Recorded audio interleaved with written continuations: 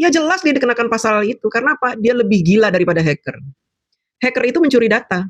Kalau dia tidak hanya mencuri data pribadi Pak Jokowi di internet, tapi juga menyebarkannya ke muka publik, lalu menghina data tersebut, melecehkan data tersebut, menyebarkan ke seantero dunia bahwa Pak Jokowi ijazahnya palsu. Menurut dia, bukan menurut fakta. Menurut dia, dia sebarkan kemana-mana dan membuat Indonesia gaduh selama 1,5 tahun ini.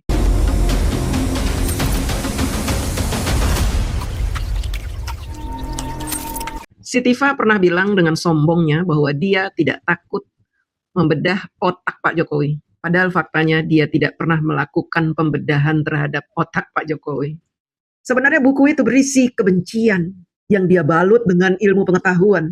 Padahal di dalam ilmu pengetahuan tidak ada yang mempelajari isi kepala seseorang hanya dengan memperhatikan video-videonya. Seorang ahli psikologi saja tidak bisa menentukan seseorang ini sedang sedih, sedang begini, sedang begitu. Hanya melihat dari video-video. Nggak bisa. Jadi jangan mau digoblok-goblokin sama si tipa-tipu itu. Jangan mau. Coba dengerin. Kalau saya penakut, saya akan pakai judul bukunya Otak Politik Mulyono atau Otak Politik JKW ya. Oh iya, atau Otak Politik si Jack. Tapi saya tetap menggunakan judul Otak Politik Jokowi. Jadi tujuan dia membuat buku ini bukan untuk ilmu pengetahuan, bukan untuk mencari kebenaran, tapi untuk membuli, untuk menghina, untuk menjatuhkan yang dia balut dengan ilmu pengetahuan. Padahal nggak ada ilmu pengetahuan seperti itu, nggak ada teman-teman. Dia adalah pendusta, Ratu Dajjal. Kenapa? Karena yang namanya ilmu pengetahuan itu jujur, tidak ada yang disembunyikan. Ya kalau memang yang menjadi subjek kajian saya adalah otaknya Jokowi, saya katakan otaknya Jokowi yang saya bedah di buku ini. Ya. Dan kajian saya menggunakan sebuah ilmu yang saya kembangkan yaitu neuropolitika. Jadi neuropolitika itu adalah gabungan setidaknya ada 4 dimensi ilmu, neuroscience, ya, psikologi behavior, kemudian forensik, ya, dan politik kritis. Ya. Jadi penggabungan 4 ilmu. Bohong itu, ya. Jangan mau teman-teman dikibulin sama tukang bohong ini. Dajjal dia ini. Tidak bisa 4 ilmu itu mengetahui bahwa Pak Jokowi otaknya kecil, nggak bisa. Tidak bisa 4 ilmu itu mengetahui seseorang itu begini, begitu, begini, begitu, begini, begitu, begini, begitu. Sebenarnya buku ini kan untuk mensupport pertemuan-temuan dia. Yang dia bilang katanya Pak Jokowi itu pembohong, memalsukan ijazah. Kemudian dia support dengan buku ini. Padahal buku ini isinya kebencian, fitnah, kebohongan. Nggak ada ilmu seperti itu, teman-teman. Ya, nggak ada. Jangan mau dikebulin dengan si penjual lendir ini. Jangan mau. Di sini banyak sekali otaknya Jokowi, ya.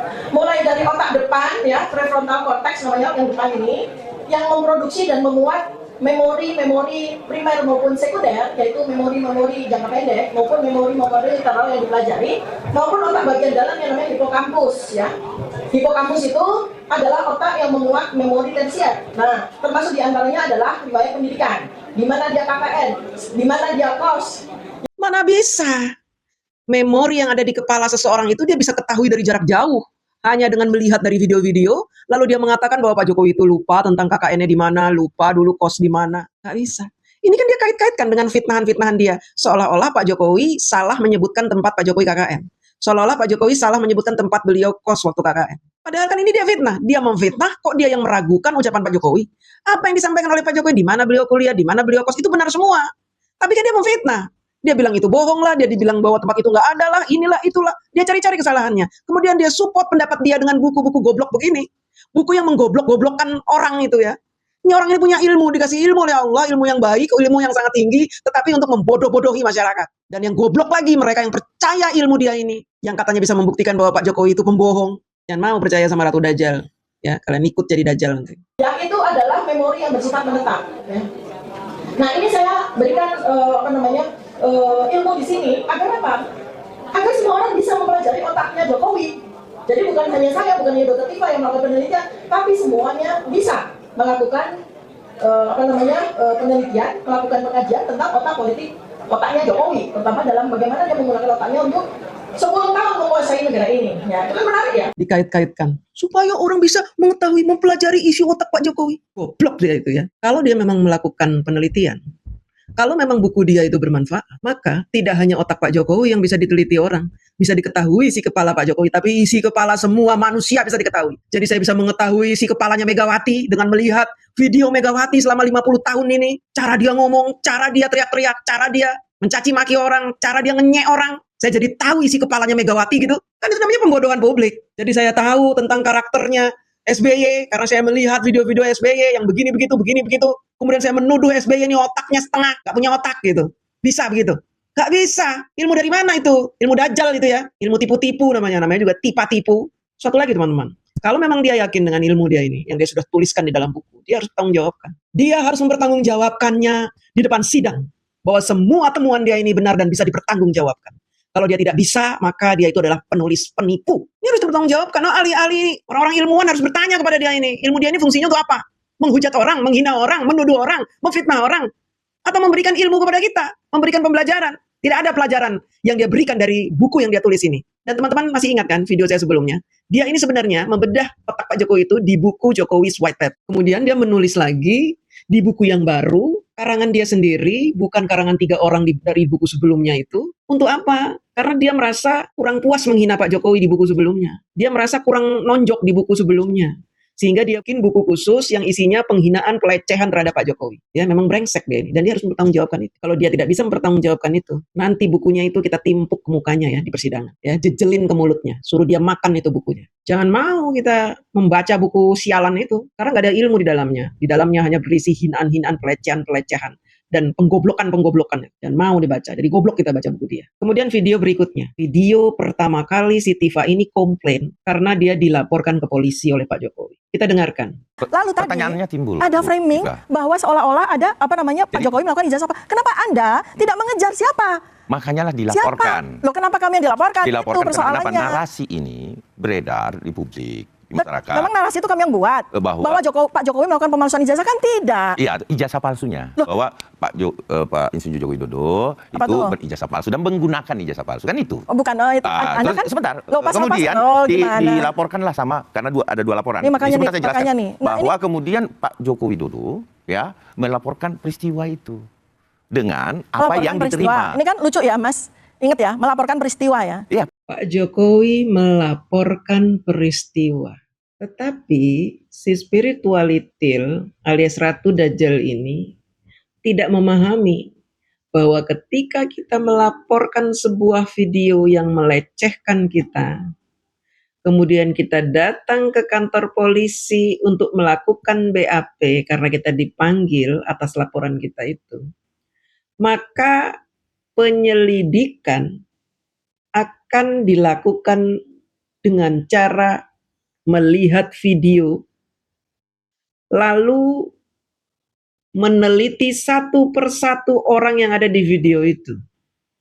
Tentu Bapak polisi akan bertanya kepada kita yang melaporkan video ini.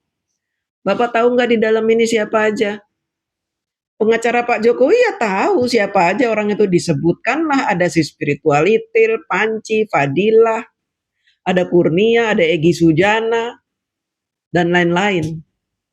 Kenal pastilah dengan orang itu.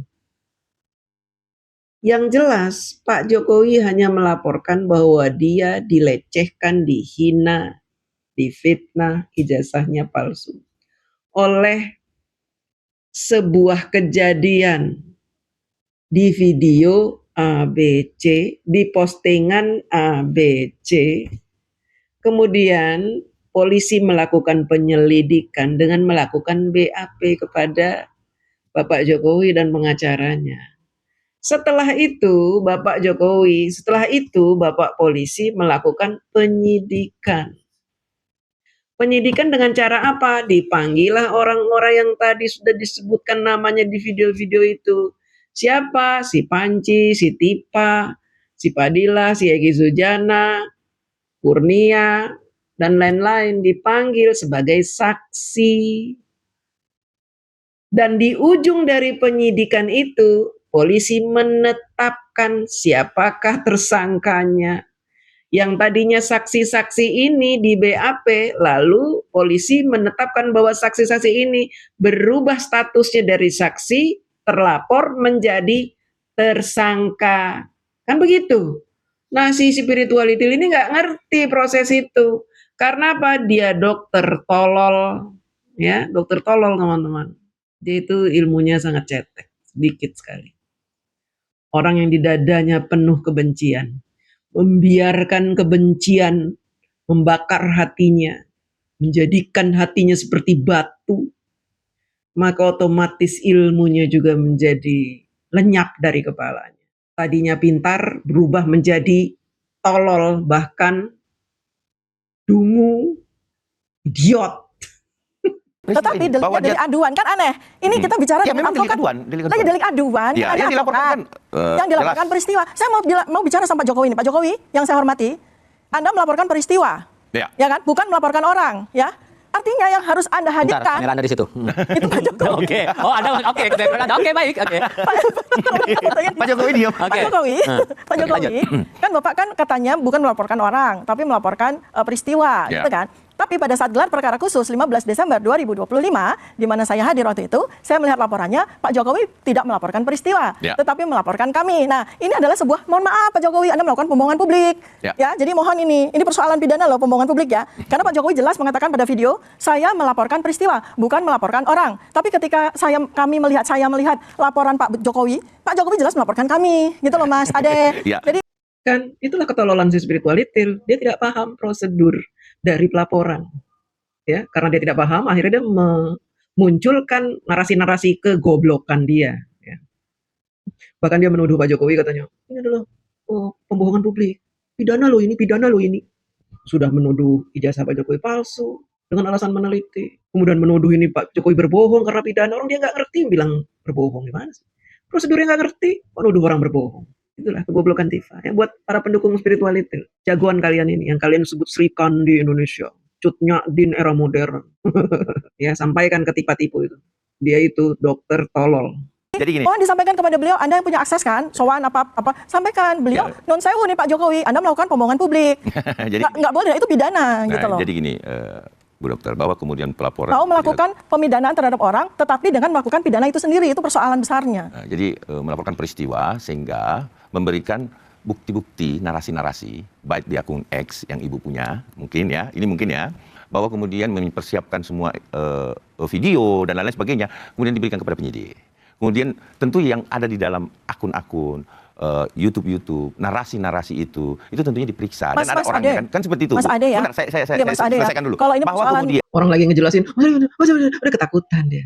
Ya, ketakutan dan paniknya luar biasa ketika dia akhirnya menjadi terlapor. Ya. Panik dia. Persoalan link segala macam itu kemudian kami dijadikan sebagai aduan, dan apalagi dengan pasal-pasal gede-gede banget loh Mas. Pasal 32, 35, aduh itu benar-benar deh. Itu kan benar-benar hasil tidak mencar- penyidikan, Dan ternyata Mas, penyelidikan, saya mau kasih tahu penyelidikan. Mas Tifal ya.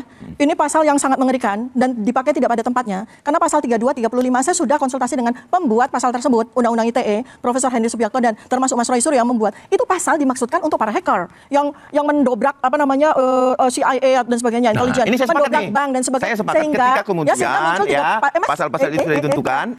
Ya jelas dia dikenakan pasal itu. Karena apa? Dia lebih gila daripada hacker. Hacker itu mencuri data. Kalau dia tidak hanya mencuri data pribadi Pak Jokowi di internet, tapi juga menyebarkannya ke muka publik, lalu menghina data tersebut, melecehkan data tersebut, menyebarkan ke seantero dunia bahwa Pak Jokowi ijazahnya palsu. Menurut dia, bukan menurut fakta. Menurut dia. Dia sebarkan kemana-mana dan membuat Indonesia gaduh selama 1,5 tahun ini. Dia lebih dari teroris, lebih dari para hacker. Wajar kalau dia dikenakan pasal itu. Hanya saja memang dia itu buta hukum, goblok, dokter tolol. Jadi dia nggak ngerti, seolah-olah yang diberikan kepada dia itu terlalu besar, gitu. Terlalu berat buat dia. Karena dia menganggap remeh apa yang sudah dia lakukan selama ini. Kamu itu lebih gila dari hacker, ya. Lebih edan kamu dari orang yang membobol data. Pak Jokowi ijazahnya dilindungi undang-undang, goblok. Ya, jadi kalau kamu sebarkan, kamu viralkan, kamu bully, kamu hina di atas panggung-panggung media nasional, apa itu artinya? Itu pekerjaan setan kamu itu, ya. Coba kamu lakukan itu terhadap SBY, coba kamu lakukan itu terhadap Megawati, terhadap Soeharto. Coba kalau nggak kamu dicekek leher kamu, ya, sama anak-anaknya. Jadi kamu jangan anggap kamu itu melakukan hal kecil. Setelah kamu disanksi oleh pasal yang berat, modar kamu. Makanya sekarang kamu kabur kan, nggak mau hadir kamu di persidangan. Takut kamu.